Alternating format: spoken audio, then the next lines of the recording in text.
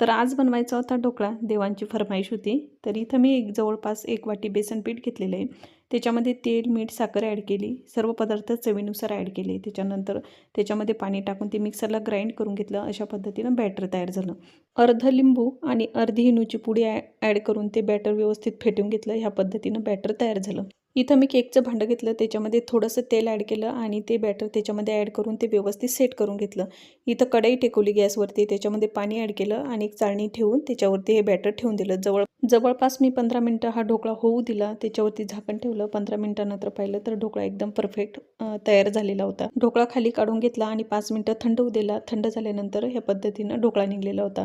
एकदम मऊसूस, स्पंजी आणि एकदम जाळीदार असा ढोकळा इथं तयार झालेला होता आणि चवीला सुद्धा अप्रतिम झालेला होता. सुरीच्या साहाय्याने कट केला, त्याच्यावरती फोडणी ॲड केली. तर इथं परफेक्ट ढोकळा तयार झालेला आहे. कसा वाटला ढोकळा हे नक्की कमेंट करून सांगा. भेटूया पुढच्या रेसिपीमध्ये. तोपर्यंत